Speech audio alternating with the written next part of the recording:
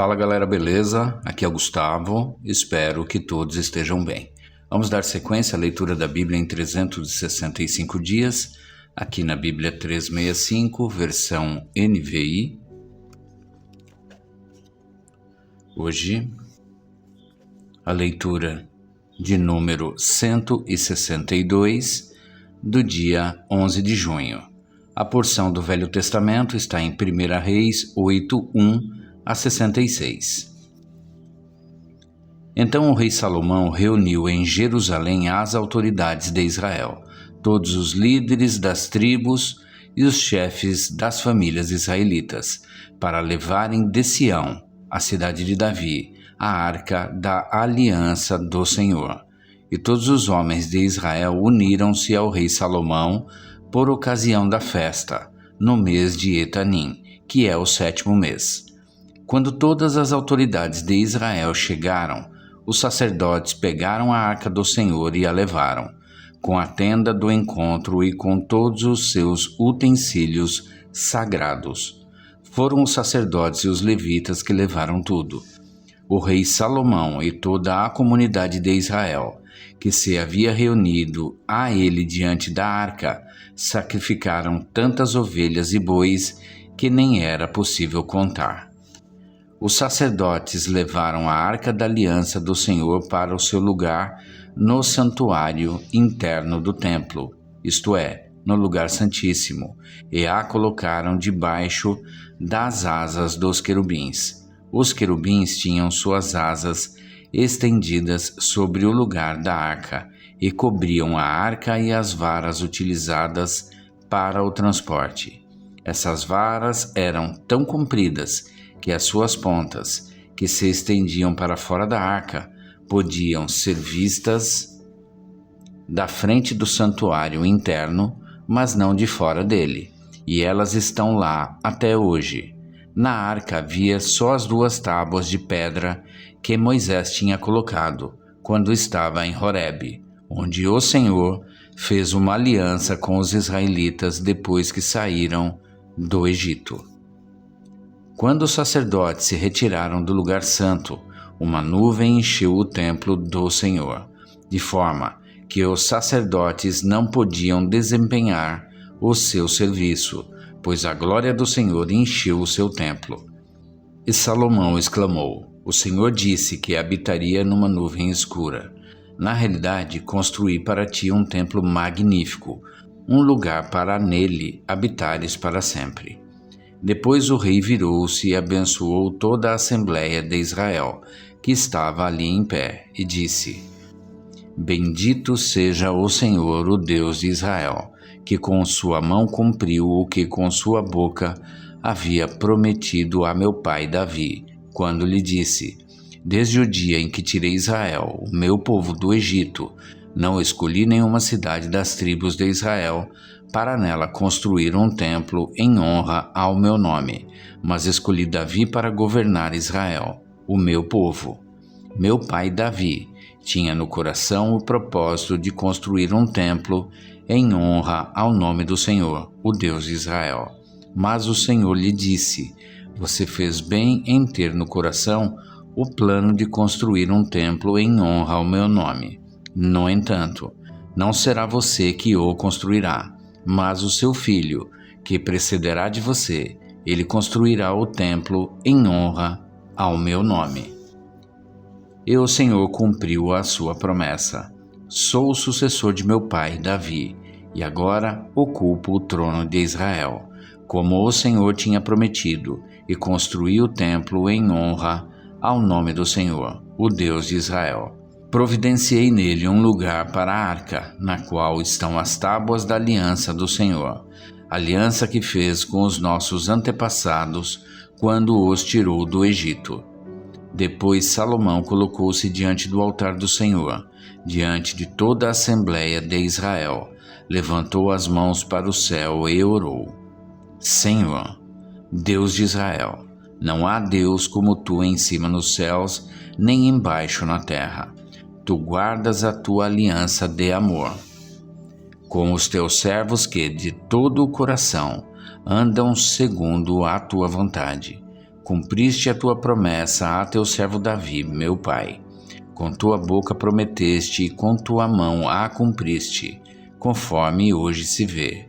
Agora, Senhor, Deus de Israel, cumpre a outra promessa que fizeste a teu servo Davi, meu pai, quando disseste: você nunca deixará de ter, diante de mim, um descendente que se assente no trono de Israel, se tão somente os seus descendentes tiverem o cuidado de, em tudo, andarem segundo a minha vontade, como você tem feito.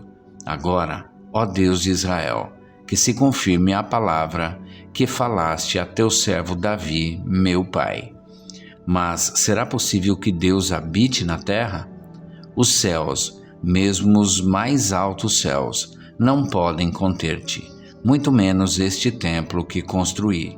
Ainda assim, atende à oração do teu servo e ao seu pedido de misericórdia, ó Senhor, meu Deus. Ouve o clamor e a oração que o teu servo faz hoje na tua presença. Estejam os teus olhos voltados dia e noite para este templo, lugar do qual disseste que nele porias o teu nome, para que ouças a oração que o teu servo fizer voltado para este lugar. Ouve as súplicas do teu servo e de Israel, o teu povo, quando orarem voltados para este lugar. Ouve dos céus, lugar da tua habitação, e quando ouvires, dá-lhes o teu perdão.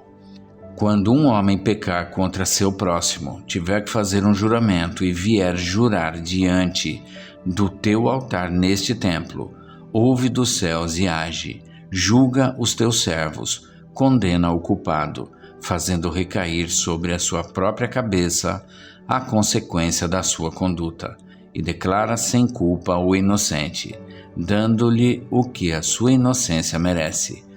Quando Israel, o teu povo, for derrotado por um inimigo por ter pecado contra ti, voltar-se para ti e invocar o teu nome, orando e suplicando a ti neste templo, ouve dos céus e perdoa o pecado de Israel, o teu povo, e traze-o de volta à terra que deste aos seus antepassados. Quando se fechar o céu e não houver chuva, por haver o teu povo pecado contra ti, e se o teu povo, voltado para este lugar, invocar o teu nome e afastar-se do seu pecado por o haveres castigado, ouve dos céus e perdoa o pecado dos teus servos, de Israel, teu povo. Ensina-lhes o caminho certo e envia chuva sobre a tua terra, que deste por herança ao teu povo. Quando houver fome ou praga no país, ferrugem e mofo, gafanhotos peregrinos e gafanhotos devastadores, ou quando inimigos sitiarem suas cidades, quando, em meio a qualquer praga ou epidemia, uma oração ou súplica por misericórdia for feita por um israelita ou por todo Israel, teu povo, cada um sentindo as suas próprias aflições e dores, estendendo as mãos na direção deste templo, ouve dos céus o lugar da tua habitação.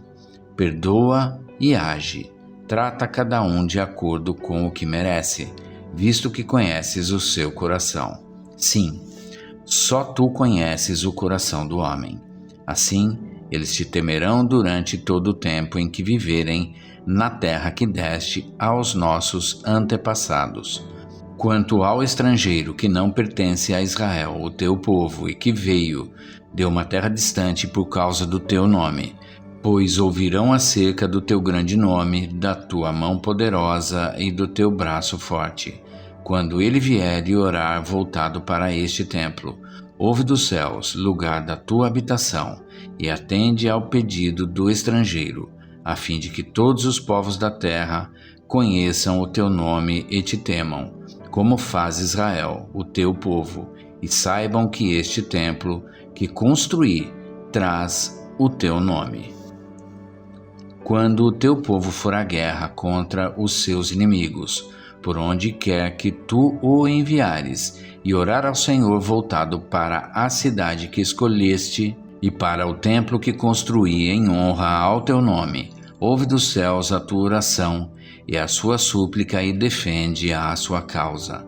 Quando pecarem contra ti, pois não há ninguém que não peque, e ficares irado com eles e os entregares ao inimigo que os leve prisioneiros para a sua terra, distante ou próxima, se eles caírem em si, na terra para a qual tiverem sido deportados, e se arrependerem e lá orarem, pecamos, praticamos o mal e fomos rebeldes, e se lá eles se voltarem para ti de todo o seu coração e de toda a sua alma, na terra dos inimigos que os tiverem levado como prisioneiros, e orarem voltados para a terra que deste aos seus antepassados, para a cidade que escolheste, para o templo que construí em honra ao teu nome. Então, desde os céus, o lugar da tua habitação, ouve a sua oração e a sua súplica e defende a sua causa. Perdoa o teu povo, que pecou contra ti. Perdoa todas as transgressões que cometeram contra ti, e faze com que os seus conquistadores tenham misericórdia deles, pois são o teu povo e a tua herança, que tiraste do Egito, da fornalha de fundição.